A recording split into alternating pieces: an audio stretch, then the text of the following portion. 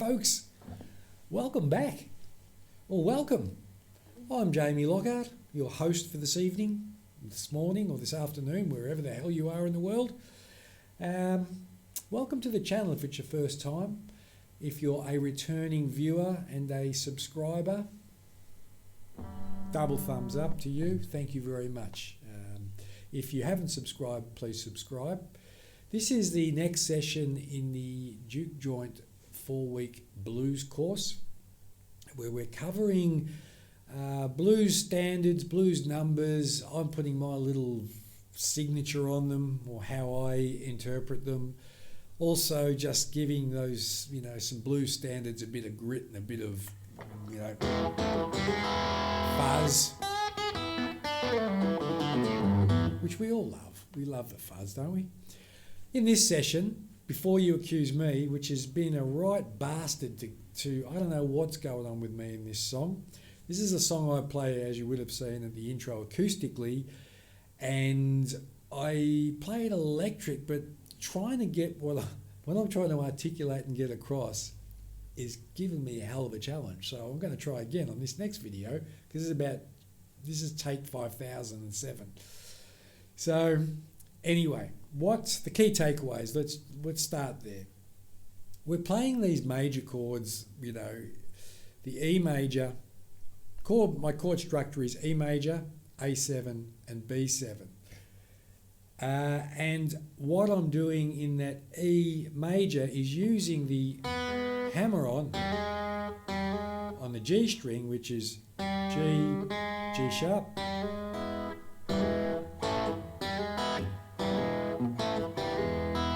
So it's my riff, right? We'll call this a riff.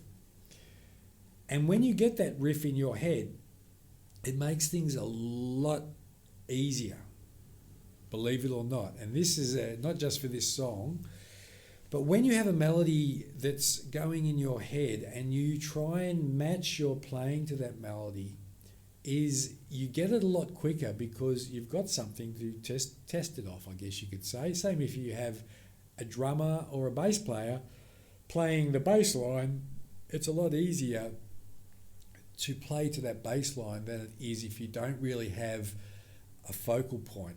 So what the melody in your head becomes, whether it's a vocal melody or a melody on a piano or anything, that is sort of what you focus on, and you try and emulate that through your playing. So if I take the melody, what I would call the melody or the riff, lick, call it whatever you want.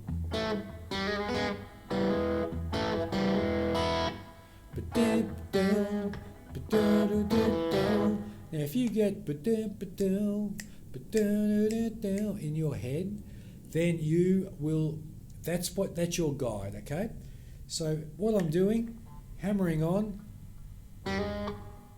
firstly, so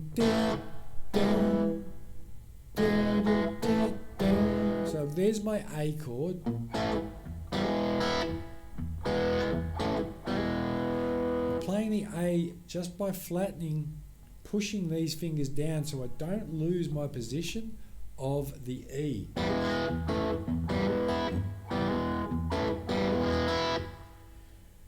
If I change,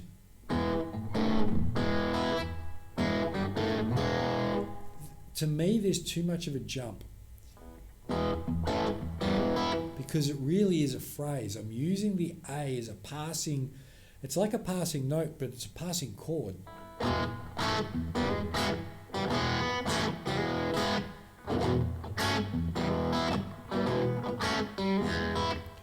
Strum it, finger pick it. If you're just new to finger picking, you could just get the melody in your head.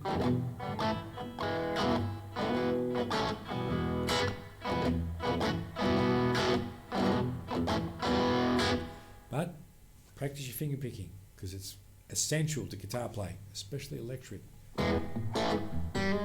So that's your E, A. Then you're going to move up to A7.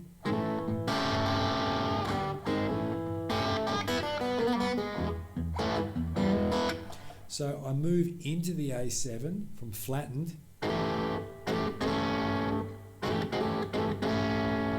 and I flatten that finger all the way down and I make the 7th on the G.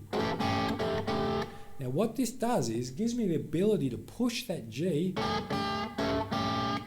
and the strength of my whole first finger can now manipulate it, because you can hear it goes out of what you would say harmony. It's not this beautiful harmonizing chord. You want that grit.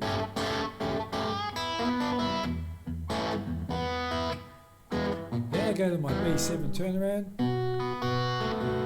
The B7 turnaround, you don't want to play it as aggressively, because again, we want these tonal characters and qualities to change, to be up and down. So this gives you a bit of...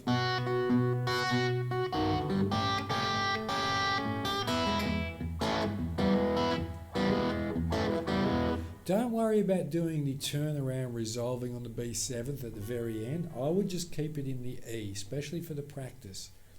So the E major with the A as a passing chord or passing notes. Thumbs picking the top string, but I'm not picking, a bit different from the other videos in the course. Now,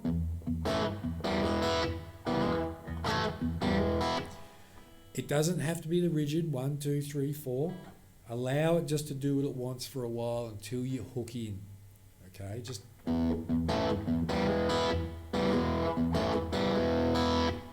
A, you got the A open bass note.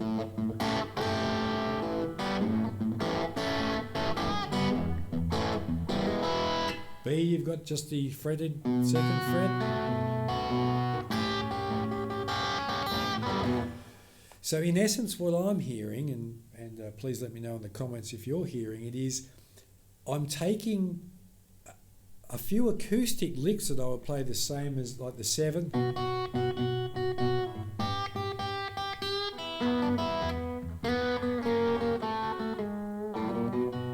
If I was playing acoustic, that would be in there. So what I'm doing on the B7A is I'm actually trying to blend what would be a finger picking acoustic version, but I want to mix it in with what we're doing here in the juke joint style. So that's the chord structure. And there your phrases or accents that you boogie in the song. Let's call it the boogie. It's the boogie in the song. Now, underneath all of that you can play, and this is a little bit more of an advanced technique, but it's a great thing to practice, because you can throw the 12-bar blues into your chord progression, but it's not as simple as it may sound. So I'll give you an example. If I'm playing the E major,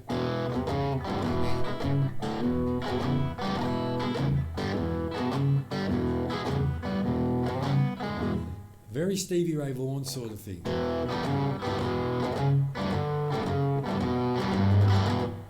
But you can play that 12 bar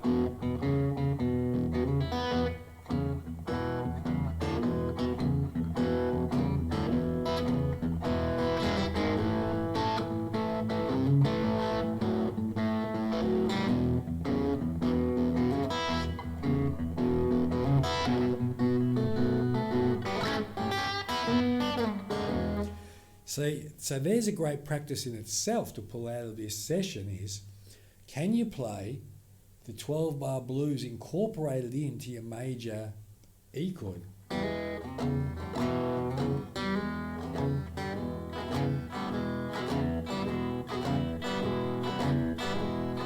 if you can play it over the A, play it over the A. Don't play it over the B. You're not allowed to play it over the B. Now, you can play it over the B if you want, but the B just tightens you up. See? That to me just sounds so jam night 12-bar blues, and because I've played so many of them in my life, that I think I always just go, because I love that finger picking. So, you've got all of that. You've then got what we've been playing a lot is just that basic pentatonic, you call it the blues scale, call it what you want, but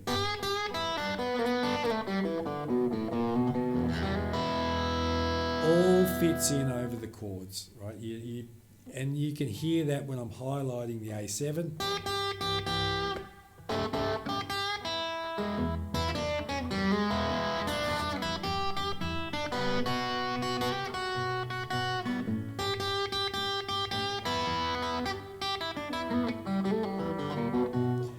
Just play around with that scale, put it into your practice. Again, slow things down, take your time with it, get your head around the melody. As I said, the melody is going to be the bit that sticks, that you want to constantly focus on in that thinking, feeling sort of thing that we really want to get to with our playing is have that melody in your head, try and match the melody with your fingers. Not only in this, but in any music that you're practicing is get the melody, get the vocal melody. If it's a vocal line you want to try and emulate. If it's another instrument you're trying to emulate. If you have a melody and that thing in your head, you're going to be able to learn it a lot faster and it will stick. That is Before You Accuse Me, Juke Joint style. Let me know if there's anything I may have missed in the comments. Please, love to hear your comments on any of this stuff. Also, just quickly, if you don't know, I do mentoring, coaching, guitar tuition, songwriting, you name it. It's all on my website. The link is below. And get on there, book a session, book a free introductory session. If you just want to work out a direction to take your practice in, hit me up, send me an email, let me know. But just give me some comments too. Love to hear back, love to hear how you're going. Take it easy, enjoy your practice, try and stay sane in this current insane world we're living in, and keep making beautiful music, people. And I will see you on the next session. Bye-bye.